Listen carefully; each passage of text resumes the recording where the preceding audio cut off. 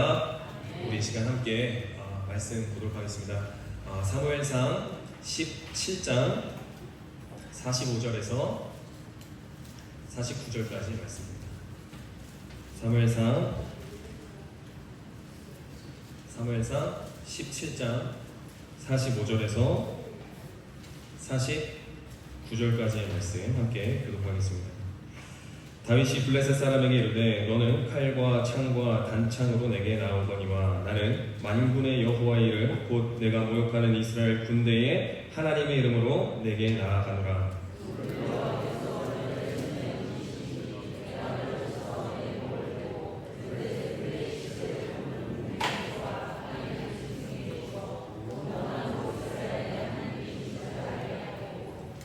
또 여호와의 구원하심이 칼과 창이 있지 아니함을 이 무리에게 알게 하리라. 전쟁은 여호와께 속한 것인즉 그가 너희를 우리 손에 넘기시리라.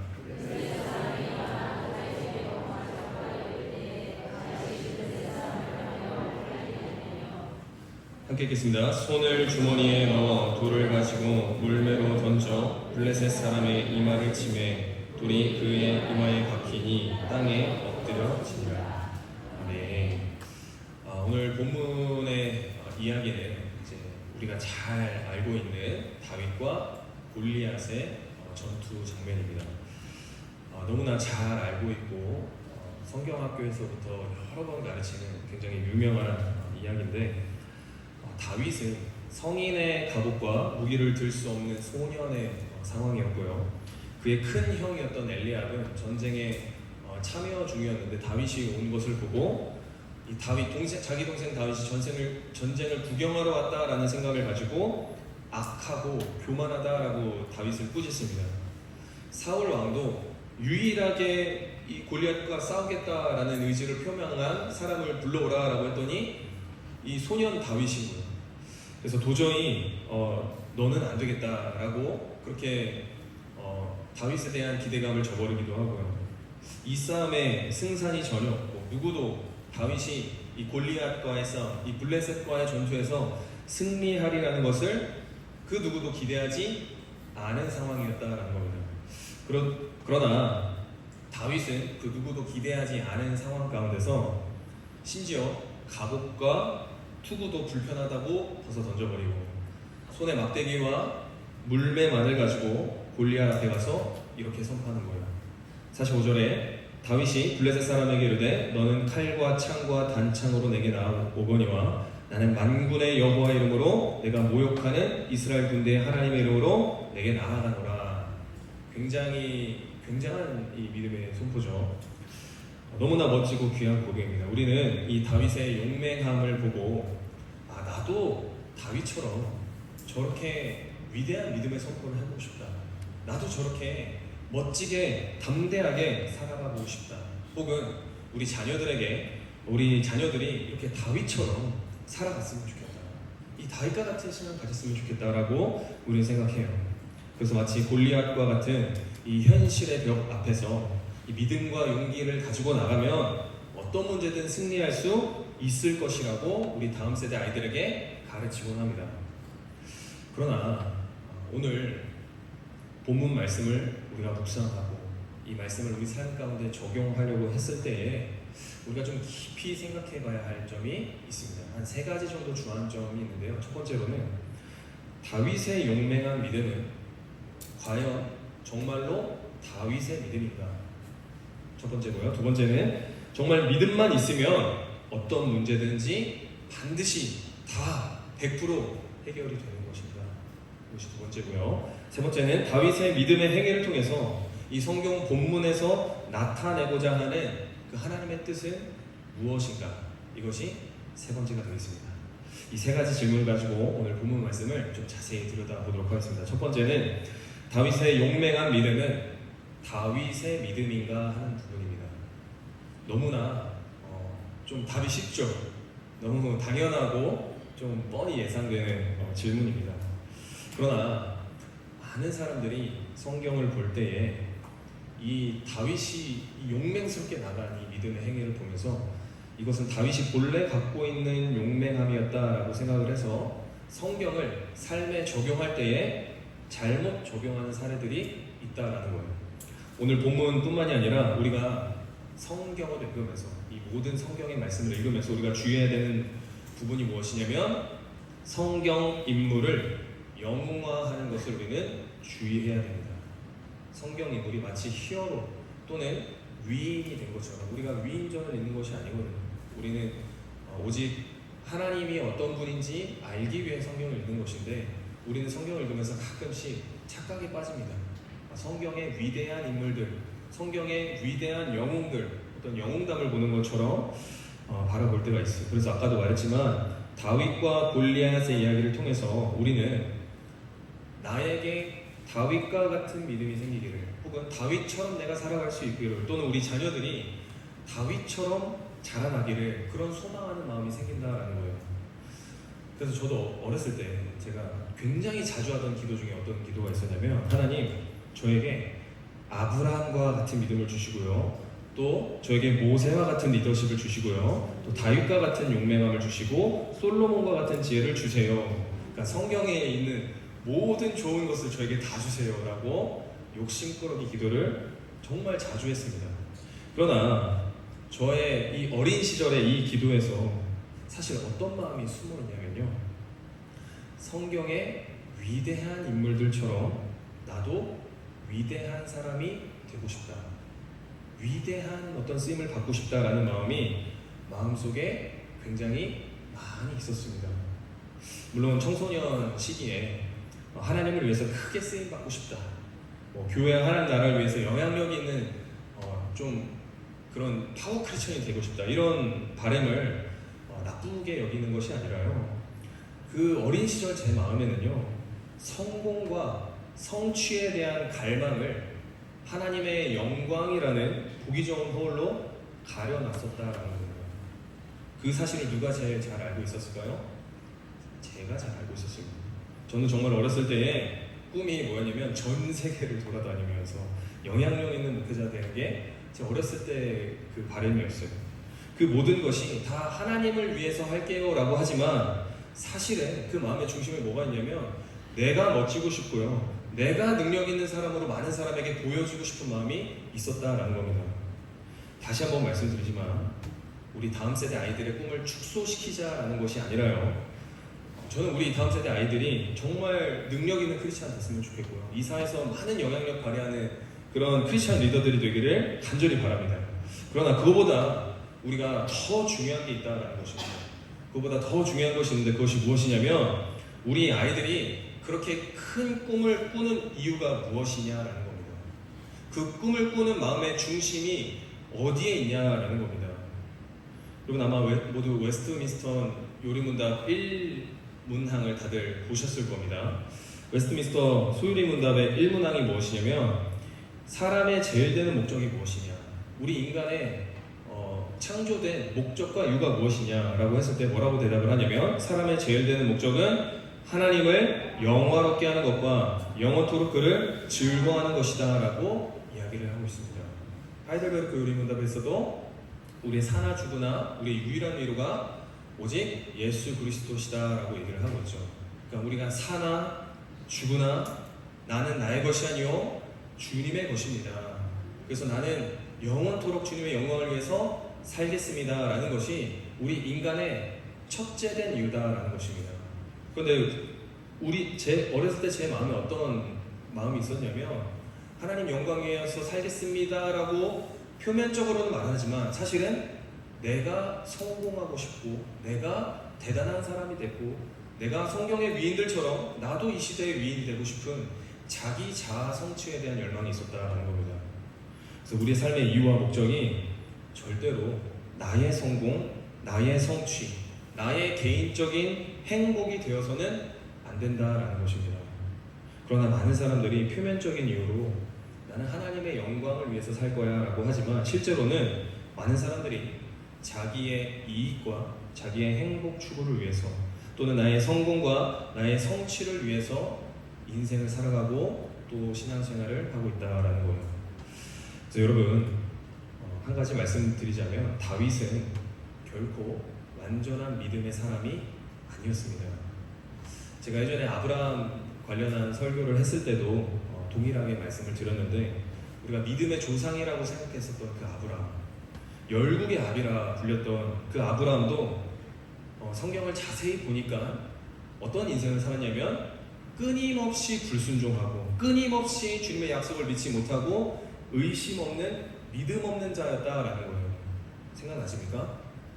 삼위 하나님께서 이 아브라함을 믿음의 길로 이끄시고 연단하시고, 결국에는 하나님께서 아브라함에게 계속해서 언약을 베풀어 주시고 그 언약의 증표들을 보여주시면서 결국에는 아브라함이 독자 이삭을 하나님 앞에 바치는 그 위대한 믿음의 순종의 길로 나아갈 수 있도록 그 믿음을 누가 만들어 주셨어요? 하나님께서 만들어 주셨다는 겁니다. 아브라함은 믿음이 없는 자였어요. 여러분, 다윗도 마찬가지다라는 거예요. 이스라엘의 최고 전성기를 이끌었던 정말 위대한 왕이고 하나님 마음에 합한 자라고도 불렸었던 그런 다윗 왕이지만, 그는 본래 어떤 사람이었냐? 형제들에게 눈치 없다고 꾸지람을 당하고 아버지에게 무시받는 막내 아들이었고, 왕이 되어서는 좋은 사람이었습니까? 왕이 되어서는 자기의 가장 충성스러운 장수인 우리아 장수의 아내 밧세바를 간음하고요. 그리고 그렇게 충성스러웠던 장수를 전장의 선봉에 내보내서 의도적으로 죽게 만드는 살인 교사의 끔찍한 짓을 저지른 것이 바로 다윗입니다.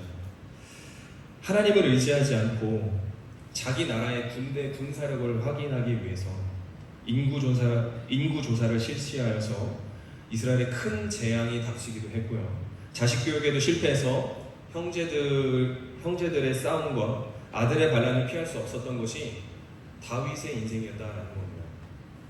이 전체적인 다윗의 인생을 봤을 때 여러분, 그렇게 기도하실 수 있겠습니까? 우리 아들이, 우리 딸이 다윗처럼 살게 해주세요 라는 고백을 과연 어떻게 할 수 있겠습니까? 그러니까 다윗도 인간적으로 참 부족한 점이 너무나 많은 사람이었다라는 것을 우리는 알아야 되고, 그리고 다윗은 인간적으로만 부족한 것이 아니라 하나님 앞에서 불신앙의 죄도 많이 저지른 사람이었다라는 거예요. 그런데 다윗의 이 골리앗 사건만 우리가 바라보면서 우리 자녀가 정말 이 다윗처럼 살았으면 좋겠다. 그래서 이제 성경을 단편적으로 봐서는 안 된다라는 거예요. 그래서 우리가 기도할 때 우리가 이렇게 기도할 수 있습니다. 다윗이 좀 정확한 정황을 넣어서 다윗이 골리앗 앞에서 담대한 마음으로 여호와 하나님을 의지하여서 그 골리앗을 무찌른 것처럼 우리 자녀들도 그런 여호와 하나님을 의지하는 믿음으로 살아가게 해주세요. 이런 기도는 적절한 기도가 될 수 있지만, 우리가 주의해야 되는 것은 무엇이냐면 다윗을 영웅화시키면 안 된다는 겁니다. 다윗이 담대한 믿음을 가질 수 있었던 이유는 다윗 자기 자신의 자생적인 결단과 믿음이 아니라 우리 삼위 하나님의 기름 부으심으로 인하여서 다윗은 담대하게 여호와의 이름을 외칠 수 있었다라는 겁니다. 사무엘상 16장 13절 보이시죠? 다시 한번 읽어보겠습니다. 시작. 사무엘이 기름 꿀병을 가져다가 그의 형제 중에서 그에게 부었더니 이날 이후로 다윗이 여호와의 영에 크게 감동되니라. 아멘. 다윗이 원래 믿음이 좋았던 것이 아니라요, 사무엘이 다윗에게 기름을 부었더니 이날 이후로 다윗이 여호와의 영에 크게 감동이 되었습니다. 그러니까 다윗의 믿음은 다윗의 것이 아님을 확실히 보여주는 말씀이죠. 다윗이 골리앗 앞에 서기 전에 이미 기름 부음을 통하여서 여호와 영에 크게 감동되었다고 성경은 진술하고 있어요. 그러니까 다윗이 신앙교육을 잘 받아서 아버지의 믿음이 좋아서 아니면 태생적으로 영적인 능력이 뛰어나서 그렇게 골리앗을 무찌른 것이 아니다라는 거예요. 아닙니다. 정말 아무것도 아닌, 누구도 신경 쓰지 않았던 집안의 철부지 막내 아들, 그냥 양치기 일밖에 시킬 것이 없는, 별 볼 일 없는 그 다윗을 통하여서 하나님은 자신의 주권적인 사역을 나타내신다라는 것을 우리는 알아야 됩니다. 그리고 두 번째입니다. 정말 믿음만 있으면 어떤 문제든지 다 100% 다 해결할 수 있는 것입니다. 우리가 다윗과 골리앗 싸움을 보면서 저렇게 믿음이 있으면 어떠한 문제든지 해결할 수 있겠구나 라는 생각을 갖기도 합니다. 이 성경을 보면 믿음으로 승리하는 위대한 사건들이 여러 등장하곤 합니다. 대표적으로는 다윗과 골리앗의 싸움도 있고요, 다니엘의 사자굴 사건도 있고요, 홍해가 갈라지는 사건도 있고요, 그리고 여호수아가 여리고성을 무너뜨리는 그런 여러 가지 사건들이 나옵니다. 이런 것만 보면 믿음만 있으면 어떤 문제든지 어떠한 현실의 벽이든지 믿음만 있으면 뭐든지 다 해결할 수 있을 것 같은 그런 차이죠. Nothing is impossible. 불가능은 없다. 이런 메시지가 우리 믿는 신자들에게 적용이 될 것 같은데, 그러나 우리가 성경을 볼 때 또 한 가지 주의해야 되는 것은 무엇이냐면, 하나님께서 주시는 믿음은 나를 위한 믿음이 아니라 하나님의 뜻을 이루기 위한 믿음이다라는 겁니다. 믿음에는 분명히 능력이 있습니다. 하나님 안에는 불가능한 것이 없죠. 그러나 하나님께서 이 믿음을 주시는 이유, 이 믿음을 통해서 하시는 일들은 나를 위한 것이 아니라, 내 개인적인 소원의 강구를 위한 것이 아니라 하나님의 뜻을 이루기 위한 거예요. 성경에 나오는 모든 위대한 믿음의 승리의 사건은 개인의 소원의 성취나 개인의 문제만을 해결하기 위한 것이 아니라 온전히 하나님의 뜻, 하나님의 나라를 이루어가기 위한 온전히 삼위 하나님의 주권적인 뜻의 성취인 줄 믿습니다. 그래서 어떤 분들은 내가 정말 열심히 믿었는데, 내가 정말 열심히 기도했는데 왜 안 들어주시나? 나 정말 믿었는데, 나 정말 목숨 걸고 믿었는데 왜 내 기도 안 들어주시나? 왜 이 문제가 해결되지 않나? 라고 낙심하고 실망하시는 분들이 간혹 있습니다. 물론 저도 그런 경험이 있고요. 심지어 어떤 분은 이거는 좀 여담이지만 저도 어떤 설교를 통해서 들은 건데, 어떤 분이 베드로를 너무 좋아했대요. 그래서 베드로처럼 기적을 경험하고 싶어서 정말 믿음으로 한강에 배를 띄워서 그 물 위를 걷게 해달라고, 정말 그 주님의 기적을 체험하고 싶다고 정말 믿음으로 한강물에 딱 뛰어들었는데 어떻게 될게요? 물에 빠졌죠. 물에 빠졌습니다. 그러니까 이런 것들이 말하는 것이 무엇이냐면, 성경을 오해하고 내 삶에 잘못 적용했기 때문에 일어나는 일들이다라는 거예요. 너무나 어처구니 없이 물에 빠지는 이 사건, 그리고 기도하지만 이루어지지 않아서 낙심하는 사람들, 성경을 오해하고 내 삶 가운데 잘못 적용해서. 그래서 어떤 사람들은 농담 반 진담 반으로 이런 얘기를 가끔씩 합니다. 우리 교회에는 없으신 것 같은데, 우리 목사님은 기도빨이 좋다. 어떤 권사님이 기도빨이 좋다. 여러분, 기도빨이 뭡니까? 기도빨이 뭐예요? 저는 잘 모르겠습니다. 그러니까 믿음 좋은 사람의 기도는 하나님이 반드시 그 소원대로 다 들어주실 거라는 어떤 막연한 기대감이 있는 거 아닙니까? 그러니까 우리가 기도하고 믿음으로 살아가는 이유는 나의 개인적인 문제를 해결받고 내가 이 땅에서 잘 살아가기 위한 것이 아니다라는 거예요. 우리 구주 예수님께서 이 땅에 언젠가 반드시 다시 오실 것인데, 그 날까지 우리가 낙심하지 않고 끝까지 우리 주님을 신뢰하고 붙들며 살아가기 위해서 우리는 기도하기를 힘쓰는 것이죠. 그렇기 때문에 우리가 말씀을 보면서 주의해야 하는 것은 무엇이냐면, 이 믿음이 신자들의 삶을 무조건적으로 세상에서 성공을 보장해주지 않는다라는 겁니다. 물론 우리가 우리의 삶에 있는 여러 가지 문제들을 가지고 주님 앞에 나아오고 나의 마음을 쏟아놓고, 저 정말 좋아하는 찬양이 주 예수께 조용히 나와 내 마음을 쏟아놓아. 은밀한 중에 보시는 주님, 그 가사가 뭐죠? 그 기도를 들으시리. 여러분, 우리 주님께서는 우리의 모든 기도를 들으십니다. 나의 고통과 아픔을 주님께서 나의 이 아픔을 해결해 주시기를 간절히 구하고 의지하는 것은 신앙인으로서 당연한 것이에요. 우리 삼위 하나님을 믿는 사람이라면 당연히 모든 일의 주권자 되신 주님께 우리의 모든 삶의 문제를 내려놓고 구하고 나아가는 것이 마땅한 신앙인의 삶의 태도입니다. 그러나 여러분, 성경을 여러분 다 보셔서 아시겠지만, 다윗처럼, 다니엘처럼, 모세처럼 승리하는 경우도 있지만 끝까지 죽는 그날까지 끝까지 핍박과 어려움을 당하다가 비참하게 죽는 그런 믿음의 선진들도 있었다라는 겁니다. 여러분 성경을 다 보셨기 때문에 아실 거라 믿습니다. 새벽 예배도 지금 본문 말씀이 예레미야서로 계속 나가고 있는데 예레미야도 마찬가지죠. 끝까지 굉장히 괴로움을 당해요. 스데반 집사도 마찬가지죠. 끝까지 괴로움을 당하다가 순교를 해요. 그리고 나머지 12사도들도 그렇고 심지어 우리 예수님도 세상적인 기준으로 봤을 때는 아주 비참하고 볼품없이 돌아가셨다라는 겁니다. 세상에서 그렇게 잘 나가지 않았었다는 거예요.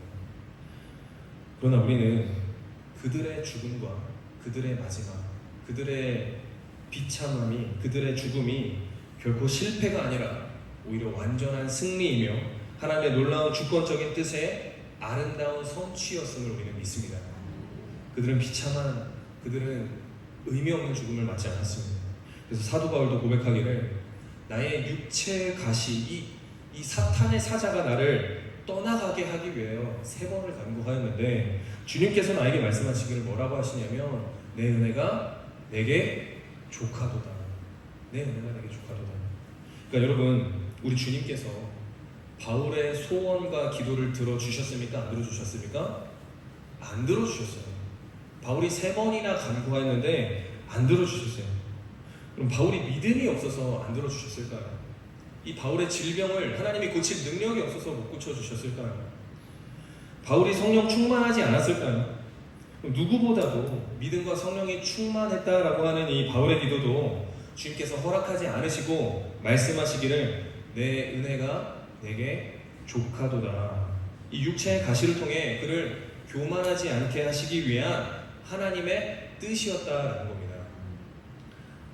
우리는 소위 말해 이 성경에 나오는 성공 스토리를 바라보면서 믿음으로 기도하고 담대하게 살아가면 아무리 거대한 골리앗과 같은 삶의 문제도 무너지지 않을 것만 같은 여리고와 같은 삶의 문제들도 반드시 무너질 것이라고 우리는 기대하고 소망합니다.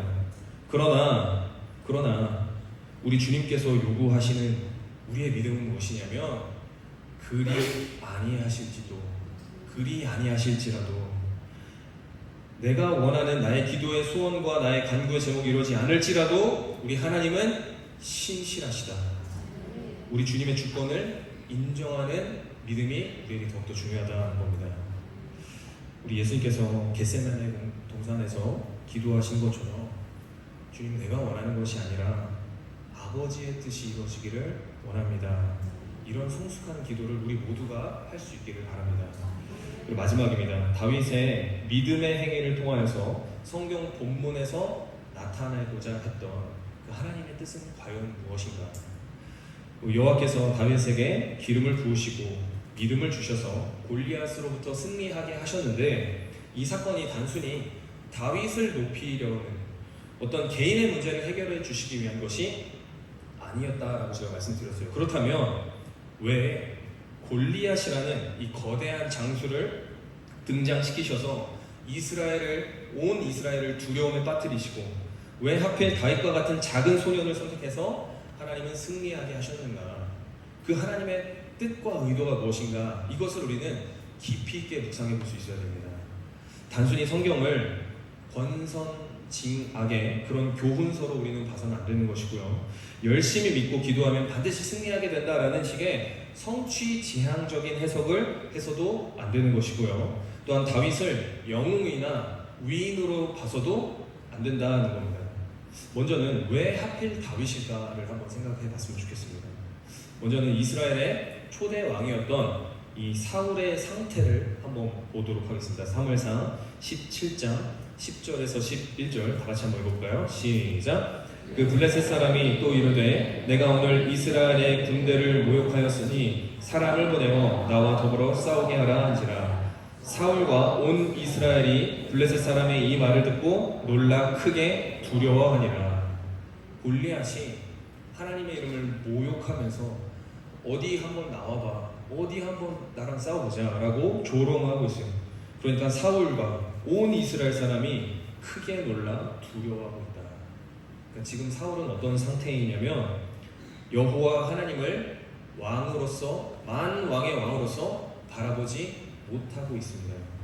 여호와께서 이 세상의 창조자이시며 주권자이신 전지전능하신 하나님이시다라는 이 사실을 기억하지 못하고 골리앗이라는 저 내 눈앞에 당장 보이는 저 거대 용사가 더 두려운 거예요. 더 무서운 겁니다. 더 능력 있어 보이는 겁니다. 그래서 싸울 의지조차 잃어버린 상태에 놓여져 있습니다. 그래서 25절 말씀에 그를 죽이는 사람은 왕이 많은 재물로 부하게 하고 그의 딸을 그에게 주고 그 아버지의 집을 이스라엘 중에서 세금을 면제하게 하시리라. 사울이 뭐 이제 현상금이라고 해야 되나? 그러니까 조건을 내세웁니다. 저 골리앗을 쓰러뜨리면 많은 재물을 줄 것이고 나의 딸을 줄 것이고 그 아버지의 집을 세금 면제 혜택을 주겠다.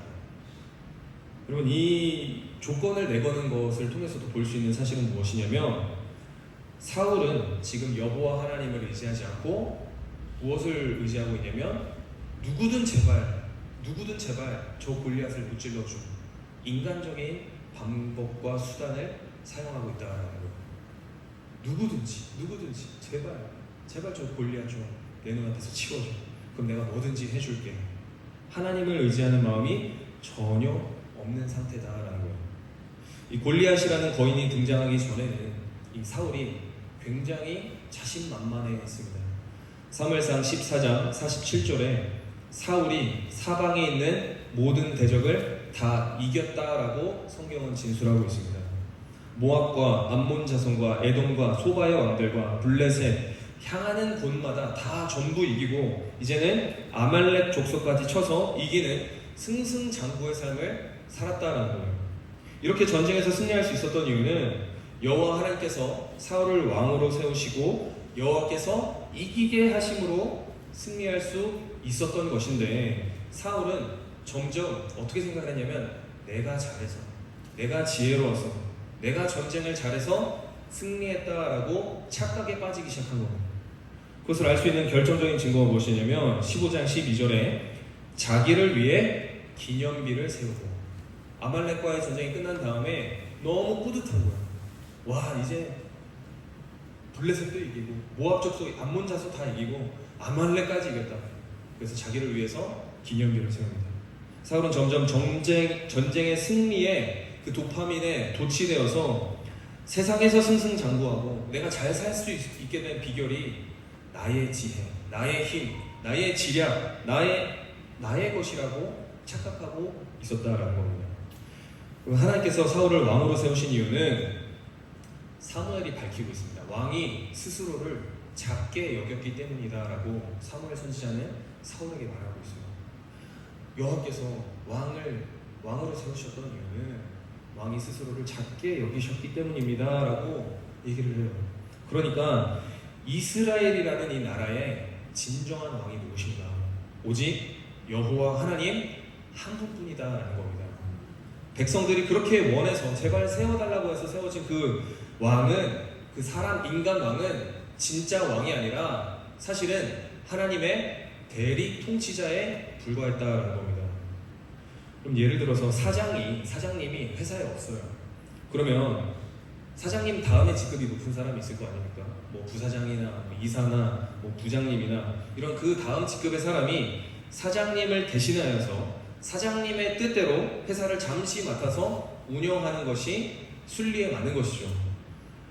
마찬가지로 이스라엘의 왕은 진짜 왕이 아니라 진정한 왕이 되시는 여호와 하나님의 뜻에 따라서 이 나라를 운영하고 통치하고 다스려야 되는 대리 통치자였다는 겁니다.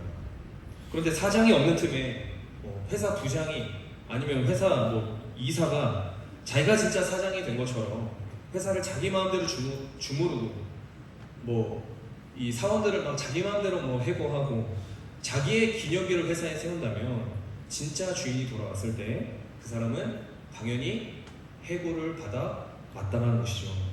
마찬가지로 여러분, 사울 왕은 교만하여져서 자기가 진짜 왕이 됐다라고 착각에 빠져서 폐 위의 수순을 밟게 됩니다.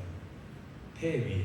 그래서 하나님께서는 다윗이라는 아주 작은 어린 자를 선택하셔서 그에게 기름을 부으시고 지금까지 승승장구하면서 거들먹거렸던 이 사울에게 사람의 힘으로 감당할 수 없는 골리앗과 같은 문제를 주셔서 본격적으로 이 다윗이라는 자를 등장시키시고, 그 등장시키심으로 인하여서 무엇을 말씀하시고자 하느냐, 이스라엘의 진짜 주인이 누구인가, 이스라엘의 진짜 왕이, 진정한 왕이 누구인가, 왕을 세우시기도 하고 폐위시키시기도 할 수 있는 진정한 만왕의 왕이 누구신지 나타내는 것이 오늘 다윗과 골리앗의 사건이다라는 것입니다.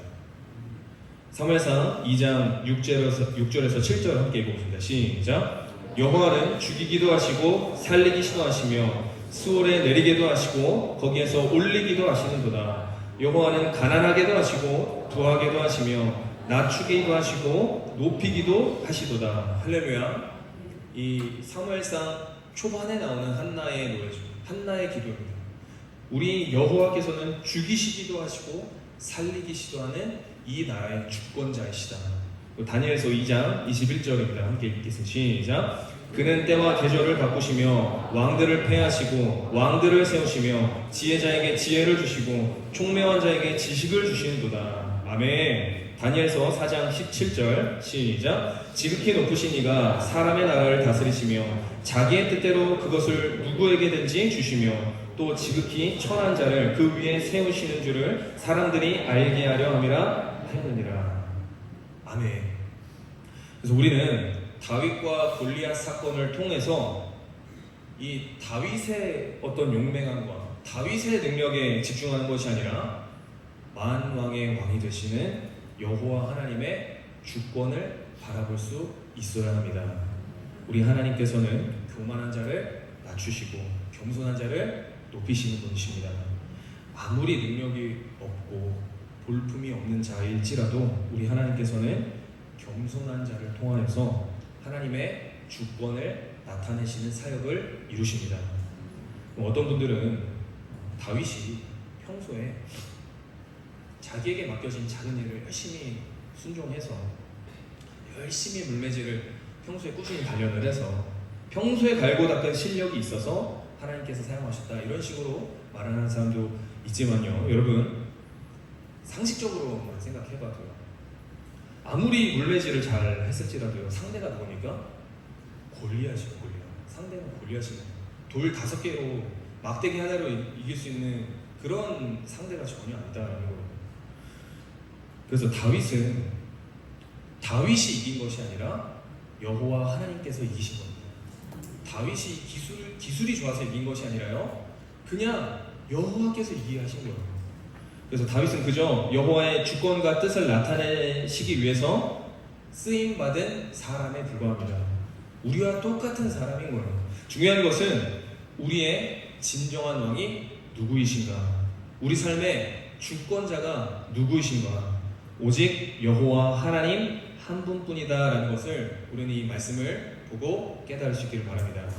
그래서 이스라엘의 왕은 사울도 아니고요, 다윗도 아니고요, 오직 다윗의 계보를 통하여 오신 우리의 영원하신 왕, 샬롬의 왕이신 예수 그리스도 한 분뿐인 줄 믿습니다. 이 예수 그리스도만이 우리의 참되신 왕이시고 누구도 이루지 못한 완전한 평화, 완전한 하나님의 나라, 샬롬의 나라를 이루실 줄 믿습니다. 말씀을 정리하겠습니다. 이 다윗과 골리앗의 이야기 가운데 우리의 위치는 어디 있습니까? 용맹스러운 믿음으로 승리하는 다윗의 위치에 우리가 있을까요? 아니면 왕 대신 여호와를 바라보지 못하고 현실의 문제에 이 골리앗의 거대한 외침에 두려워 떠는 아무것도 하지 못하는 이스라엘 백성의 위치에 우리는 있습니까? 우리는 이 이야기 가운데 빛나는 다윗처럼, 용맹스러운 다윗처럼 나도 그렇게 되고 싶다라고 우리는 생각을 합니다. 그러나 구속사적인 위치에서 우리는 결코 다윗의 위치에 있을 수 없습니다. 우리는 왕이 아니기 때문입니다.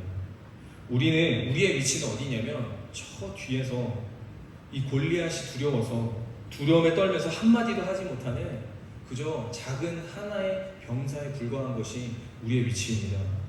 그럼 왜 그런지 아십니까? 구속사적인 견지에서 다윗은 예수 그리스도를 나타내기 때문입니다. 우리는 결코 우리의 힘과 능력으로 또는 우리의 용맹스러움으로 우리의 믿음으로 우리는 구원받을 수 없다는 겁니다.